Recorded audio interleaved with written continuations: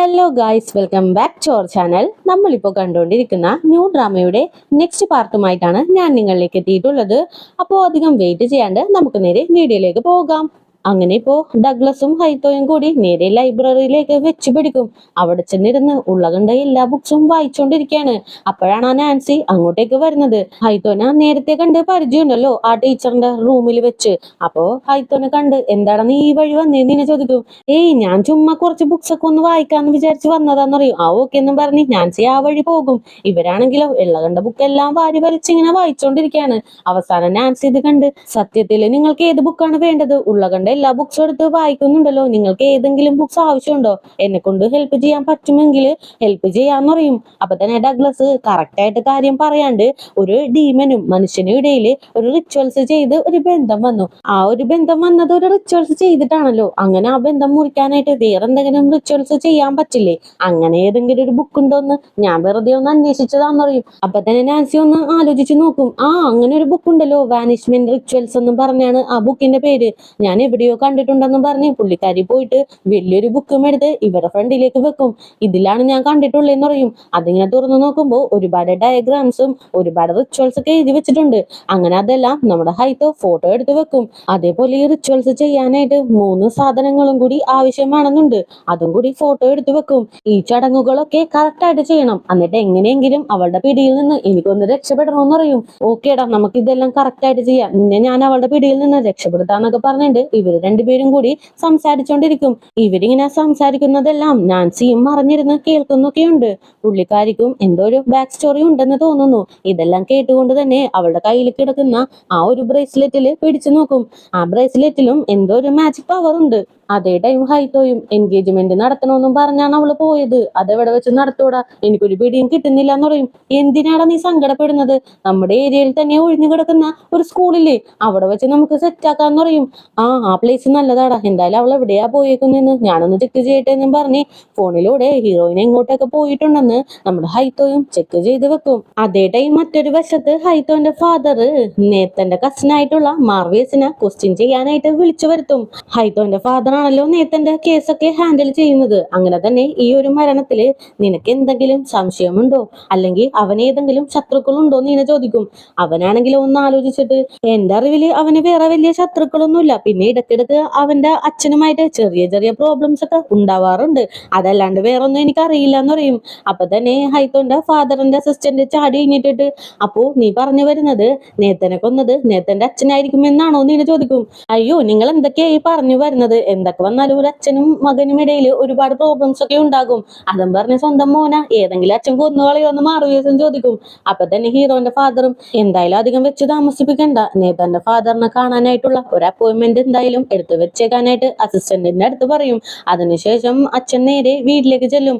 ആ ടൈമിനാണ് റിച്വൽസ് ഒക്കെ ചെയ്യാനായിട്ടുള്ള എല്ലാ സാധനങ്ങളും ഒരു ബാഗിലേക്ക് ആക്കി നമ്മുടെ ഹൈത്തോ പുറത്തേക്ക് ഇറങ്ങി വരുന്നത്. ഇത് കാണുമ്പോ തന്നെ അച്ഛൻ, അല്ല മോനെ ഈ ടൈമിൽ നീ എങ്ങോട്ടാ പോകുന്നതെന്ന് ചോദിക്കും.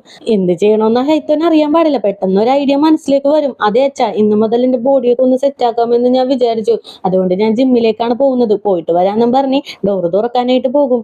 അപ്പൊ തന്നെ ഹൈത്തോന്റെ അച്ഛൻ തിരിഞ്ഞിട്ട്, അല്ല മോനെ, നിനക്ക് നേത്തൻ എന്ന് പറയുന്ന ഒരു പയ്യനെ അറിയാമോ? നീ പഠിക്കുന്ന അതേ കോളേജിൽ തന്നെയാണ് ആ പയ്യനും പഠിക്കുന്നതെന്ന് പറയും. നേത്തന്റെ പേര് കേൾക്കുമ്പോ തന്നെ നമ്മുടെ ഹൈത്തോന് ഒന്ന് പിടിവിടും. അവന്റെ തലയാണല്ലോ വെട്ടി മുകളിലുള്ള ഫ്രിഡ്ജിൽ വെച്ചിരിക്കുന്നത്. അങ്ങനെ തന്നെ അതാലോചിച്ചിട്ട്, ഇല്ലച്ച എനിക്കൊന്നും അറിയില്ല എന്നും പറഞ്ഞ് നൈസായിട്ട് പുറത്തേക്ക് പോകും. അങ്ങനെ പുള്ളിക്കാരനും മുകളിലേക്ക് ചെന്നിരുന്ന് നേത്തന്റെ ഇൻസ്റ്റഗ്രാം ഐഡിയൊക്കെ ഒന്ന് ചെക്ക് ചെയ്യും. അതില് നേത്തന നമ്മുടെ ഹൈത്തോയും ഫോളോ ചെയ്യുന്നുണ്ട്. ഇതാണെങ്കിലോ അച്ഛൻ കണ്ടെത്തും. ഞാൻ ചോദിച്ചപ്പോ അവനെ നേത്തന അറിയില്ല എന്നല്ലേ പറഞ്ഞത്, എന്നിട്ട് അവൻ നേത്തന ഫോളോ ചെയ്യുന്നുണ്ടല്ലോ, ഇവൻ എന്തായിരിക്കും എന്റെ അടുത്ത് നുണ പറഞ്ഞെന്നും പറഞ്ഞ് പുള്ളിക്കാരൻ ഇരുന്ന് ആലോചിക്കാനായിട്ട് തുടങ്ങും. അതേ ടൈം ഹൈത്തോയാണെങ്കിലോ എല്ലാ സാധനങ്ങളും എടുത്ത് നേരെ ആ പഴയ സ്കൂളിലേക്ക് വെച്ച് പിടിക്കും. ഡഗ്ലസും നമ്മുടെ ഹീറോനെ ഹെൽപ്പ് ചെയ്യാനായിട്ടുണ്ട്. അങ്ങനെ ഒരു സ്ഥലമൊക്കെ കണ്ടെത്തി ആ ബുക്കിലുള്ള പോലെ ഒരു സ്ഥലത്ത് ഡയഗ്രാം ഒക്കെ വരയ്ക്കും. ആ ഒരു ഡയഗ്രാമിന്റെ ഉള്ളിൽ വേണം ഈ റിച്വൽസ് ചെയ്യുമ്പോൾ നമ്മുടെ ഷിഗേന നിർത്താനായിട്ട്. അത് കാണാണ്ടിരിക്കാൻ വേണ്ടിയിട്ട് അതിന്റെ പൊക്കത്തൊരു ഡൈനിങ് ടേബിൾ പോലെയൊക്കെ അറേഞ്ച് ചെയ്യും. അതാവുമ്പോ ഫുഡ് കഴിക്കാനാണെന്നും പറഞ്ഞ് ഷിഗേനെ നൈസായിട്ട് പിടിച്ചിരുത്താമല്ലോ. എന്തായാലും ഈ റിച്വൽസ് കറക്റ്റ് ആയിട്ട് സക്സസ് ആവാനായിട്ട് 3 സ്റ്റെപ്പും കൂടിയുണ്ട്. ഫസ്റ്റ് ഒരു മെഴുകുതിരി, രണ്ടാമത് എന്തെങ്കിലും ഒരു മാംസം, അതിന് വേണ്ടിയിട്ട് ഇവര് കുറച്ച് ചിക്കൻ വാങ്ങിച്ചു വെക്കും. മൂന്നാമത്തെ സ്റ്റെപ്പാണ് ഏറ്റവും ഇമ്പോർട്ടന്റ്. ആ ഒരു സർക്കിളിന്റെ ഉള്ളിലേക്ക് നമ്മുടെ ഷിഗ വന്ന് കഴിയുമ്പോൾ ഒരു മന്ത്രം ചൊല്ലിയിട്ട് എത്രയും പെട്ടെന്ന് ഷിഗയുടെ അടുത്ത് ഇവിടെ നിന്ന് പോവാനായിട്ട് പറയണം. അതിനു വേണ്ടിയിട്ട് ആ മന്ത്രമൊക്കെ എഴുതിയിട്ട് ഡഗ്ലസിന്റെ കയ്യിലേക്ക് കൊടുക്കും. ഈ മന്ത്രം ചൊല്ലേണ്ടത് നീയാടാ, എന്തായാലും അവളുടെ വരുന്നുണ്ട്, നീ എവിടെയെങ്കിലും പോയി ഒളിക്കെന്ന് പറയും. അങ്ങനെ തന്നെ ഡഗ്ലസും കുടുകുടാന്ന് ഓടിപ്പോയി അവിടെ തന്നെ കുറച്ച് ബെഞ്ചൊക്കെ ഇട്ടിട്ടുണ്ട്, അതിന്റെ ബാക്കിലേക്ക് ചെന്ന് ഒളിഞ്ഞിരിക്കും. ആ ടൈം കൊണ്ട് തന്നെ നമ്മുടെ ഷിഗ അകത്തേക്ക് കയറി വരും.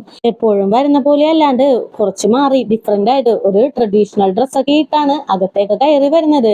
ഇവരുടെ എൻഗേജ്മെന്റ് രീതി എങ്ങനെയെന്നാല് കല്യാണം കഴിക്കാൻ പോകുന്ന ആ പെൺകുട്ടി കല്യാണ പയ്യന്റെ ഫ്രണ്ടിൽ വന്ന് നിന്ന് ഒരു ഡാൻസ് ചെയ്യണം. അങ്ങനെ ഡാൻസ് ഒക്കെ ചെയ്തതിന് ശേഷം ഈ പയ്യൻ വന്ന് ആ പെണ്ണിനെയും കൂട്ടി ഫുഡ് കഴിക്കാനായിട്ട് ഇരിക്കണം. അങ്ങനെ രണ്ടുപേരും കൂടി ഫുഡ് കഴിച്ചതിന് ശേഷം മാത്രമേ ഇവര് ഒഫീഷ്യലായിട്ട് എൻഗേജ്ഡ് ആവുള്ളൂ. അപ്പോ അതിനു വേണ്ടിയിട്ട് ഷിഗ ഹൈത്തോന്റെ ഫ്രണ്ടിലേക്ക് വന്ന് നിന്ന് ഒരുമാതിരി ഡാൻസ് ഒക്കെ കളിക്കാനായിട്ട് തുടങ്ങും. അതും ഒരു മോഡേൺ ഡാൻസ്, അടിപൊളിയായിട്ട് തന്നെ ഡാൻസ് കളിക്കും. ഇത് കാണുമ്പോൾ ഹൈത്തോ തന്നെ വായും പൊളിച്ച് നിന്ന് പോകും. അങ്ങനെ ഡാൻസ് എല്ലാം കഴിഞ്ഞതിന് ശേഷം നീ എന്റെ ഡാൻസ് നന്നായിന്ന് പറഞ്ഞില്ലല്ലോ എന്ന് ഇങ്ങനെ ചോദിക്കും. ഇത് കേൾക്കുമ്പോൾ ഹൈത്തോ പേടിച്ചിട്ട് ഓടിച്ചെന്ന് ഷിഗയുടെ കൈ പിടിക്കും. അയ്യോ നല്ല രസം ഉണ്ടായിരുന്നു ഡാൻസ് കാണാനായിട്ട്, അത്രയും ഞാൻ എൻജോയ് ചെയ്തു, വാ വാ നമുക്ക് ഫുഡ് കഴിക്കാന്നും പറഞ്ഞ് ഹൈത്തോ കറക്റ്റ് ആയിട്ട് ഷിഗേന ആ ഒരു സർക്കിളിന്റെ ഉള്ളിലേക്ക് കൊണ്ടുവന്ന് നിർത്തും. ഇവന്റെ കൈ ഭയങ്കരമായിട്ട് നെർവസ് ആകുമ്പോൾ വിയർക്കുമല്ലോ. ഇതാണെങ്കിലും ഷിഗക്ക് മനസ്സിലാകും. അല്ല, നിന്റെ കൈ എന്താണ് ഇത്രയ്ക്കും വിയർക്കുന്നത്? സാധാരണ നീ നെർവസ് ആകുമ്പോഴാണല്ലോ കൈ വിയർക്കാറ്, നീ എന്ത് പണിയാണ് ഇവിടെ ചെയ്തു വെച്ചിരിക്കുന്നതെന്ന് ഇങ്ങനെ ചോദിക്കും. ഇത് കേൾക്കുമ്പോ ഹൈത്തോ വീണ്ടും പേടിക്കും. എടാ, അവൾക്ക് ഇതേ ഡൗട്ട് തോന്നി തുടങ്ങിയടാ, എത്രയും പെട്ടെന്ന് ചാടി എഴുന്നേറ്റ് ആ ഒരു മന്ത്രം ചൊല്ലി ഇവിടെ നിന്ന് പറഞ്ഞഴക്കടാന്ന് പറയും. ഇത് കേൾക്കുമ്പോ തന്നെ ഡഗ്ലസ് ചാടി എഴുന്നേറ്റ് ആ പേപ്പറിലുള്ള മന്ത്രമൊക്കെ ചൊല്ലിയിട്ട് പോസാത്താനെന്നും പറഞ്ഞ് കൈ നീട്ടി നിൽക്കും. പക്ഷെ എന്ത് ചെയ്തിട്ടും നമ്മുടെ ഷിഗ അവിടെ നിന്ന് പോകുന്നില്ല. എന്നാലും ഒന്നും കൂടി ട്രൈ ചെയ്യാന്ന് പറഞ്ഞ് ഡഗ്ലസ് വീണ്ടും ആ മന്ത്രം ചൊല്ലി പോസാത്താനെന്നും പറഞ്ഞ് വീണ്ടും കൈ നീട്ടു. പക്ഷെ അപ്പോഴും ഒന്നും തന്നെ നടക്കുന്നില്ല. ഇവർക്കൊന്നും മനസ്സിലാവാണ്ട് ആകെ പൊട്ടം കടിച്ച പോലെ നിൽക്കാണ്. അപ്പൊ തന്നെ ഹൈത്തോ, എന്തെങ്കിലും മിസ്റ്റേക്ക് നമ്മൾ വരുത്തിയാടാ, നിന്നോട് ഞാൻ ചിക്കൻ വാങ്ങിക്കൊണ്ടുവരാൻ പറഞ്ഞിട്ട് നീ കുക്ക് ചെയ്യാത്ത ചിക്കൻ തന്നെ അല്ലേടാ വാങ്ങിയെന്ന് ഇങ്ങനെ ചോദിക്കും. അയ്യോടാ, നീ എന്നോട് ക്ഷമിക്ക്, ചിക്കൻ വാങ്ങാൻ പറഞ്ഞതൊക്കെ ശരിയാണ്, ഞാൻ പക്ഷെ വാങ്ങിച്ചുകൊണ്ട് വന്നത് KFC-യിലുള്ള ഫ്രൈഡ് ചിക്കനാടാ, അപ്പോ അതാണ് ഈ റിച്വൽസ് ഒന്നും ഫലിക്കാത്തെന്ന് പറയും. ആ ടൈമിന് തന്നെ നമ്മുടെ ഷിഗക്ക് ഭ്രാന്ത് കയറും. വല്ലാത്ത ദേഷ്യത്തില് രണ്ടുപേരെയും മാറി മാറി നോക്കി പേടിപ്പിക്കും. ഇത് കാണുമ്പോ ഹൈത്തോയും പേടിച്ച് തീർന്നടാ തീർന്ന്, അവളിപ്പോ നമ്മളെ പൊരിച്ചെടുക്കോടാന്ന് പറഞ്ഞ് തീരുന്നേ ഉണ്ടാവുള്ളൂ. ഷിഗ ടക്കുന്ന് അവളുടെ നോർമൽ ഫോമിലേക്ക് വന്ന് ഡഗ്ലസിന്റെ കഴുത്തിന് കുത്തിപ്പിടിച്ച് പൊക്കി എങ്ങോട്ട് നിർത്തും. നിങ്ങൾ എന്നെ തന്നെ പൂജയൊക്കെ ചെയ്ത് ഇവിടെ നിന്ന് പറഞ്ഞെടുക്കാമെന്ന് വിചാരിച്ചോ? നിനക്ക് എന്താടാ പറഞ്ഞ മനസ്സിലാവില്ലേ? നമ്മളെ ഒന്നോടൊന്ന് ചേർന്ന് കഴിഞ്ഞു, ഇനി നമ്മൾ പിരിക്കാനായിട്ട് പറ്റില്ല. ഇനി എങ്ങാനും ആരെങ്കിലും എന്നെ കൊന്നു കളഞ്ഞാല് അതിന്റെ കൂടെ തന്നെ നീയും ചത്തുപോകൂടാ, ഇത് നിനക്ക് മനസ്സിലാവുന്നില്ലേ പൊട്ടാന്നും ചോദിച്ച് ഭയങ്കരമായിട്ട് ചീത്ത പറയും. നിനക്ക് എന്നോട് ഇങ്ങനെയൊക്കെ കാണിക്കാനും മാത്രം ധൈര്യം കിട്ടിയത് എന്തുകൊണ്ടാണ്? ഇവനുള്ളത് കൊണ്ടല്ലേ നീ എന്നെ വിട്ട് പോവാമെന്ന് തീരുമാനിച്ചത്. ഇവനെ ഞാൻ ഇപ്പൊ തന്നെ കൊന്നു കളഞ്ഞേക്കാന്നും പറഞ്ഞ് പെട്ടെന്നൊരു മാജിക് ക്യൂബ് ക്രിയേറ്റ് ചെയ്ത് അതിലെ ഡഗ്ലസിനെ അടച്ചു വെക്കും. കുറച്ചു നേരം കഴിയുമ്പോഴേക്കും ഈ ക്യൂബ് തനിയെ പൊട്ടിത്തെറിച്ച് ഡഗ്ലസും കൂടി ഇതിന്റെ കൂടെ മരിച്ചോളൂ എന്ന് പറയും.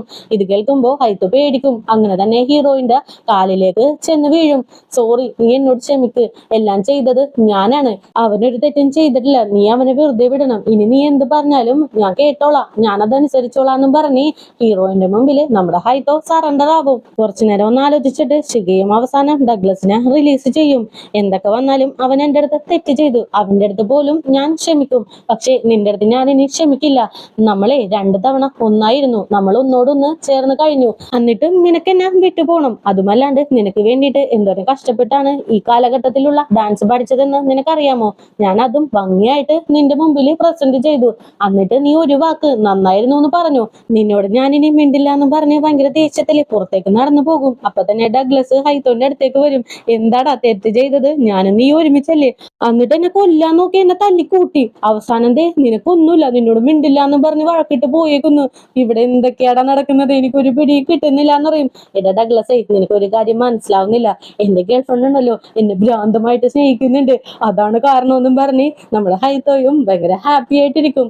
അതേ ടൈം ഷിഗയാണെങ്കിലോ ഇവന്റെ അടുത്ത് ഇനി മിണ്ടില്ല എന്നും പറഞ്ഞ് ഭയങ്കര ദേഷ്യത്തിലാണ് പുറത്തേക്ക് പോയെങ്കിലും ഫോണും പിടിച്ച് ഹീറോന്റെ കോൾ ഇപ്പൊ വരുമെന്നും പറഞ്ഞ് വെയിറ്റ് ചെയ്ത് ഇങ്ങനെ നിൽക്കുവാണ്. അതേ ടൈമിന് ആ മിസ്റ്ററി മാനെ കാണിക്കുന്നുണ്ട്. അയാളുടെ ഉള്ളിന്റെ ഉള്ളില് ഷിഗ അയാളുടെ അടുത്തേക്ക് എത്തി എന്നുള്ളൊരു ബോധമൊക്കെ വരുന്നുണ്ട്.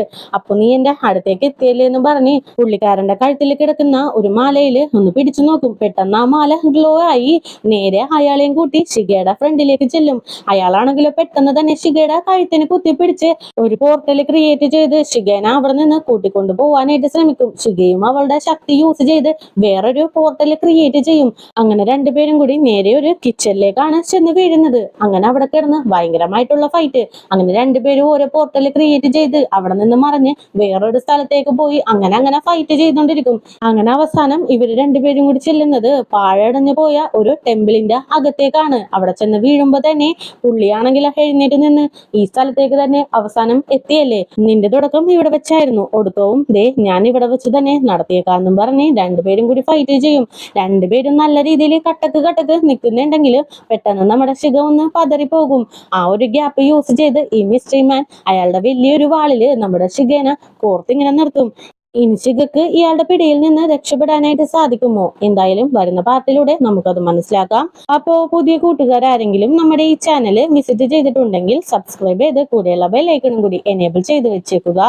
കൂടെ തന്നെ വീഡിയോക്ക് ഒരു ലൈക്കും വീഡിയോനെ കുറിച്ചുള്ള അഭിപ്രായങ്ങൾ കമന്റിലൂടെയും അറിയിച്ച് ഞങ്ങൾ സപ്പോർട്ട് ചെയ്യുക. അപ്പോൾ നെക്സ്റ്റ് പാർട്ടുമായിട്ട് വരുന്നവരേക്കും tata bye bye, see U.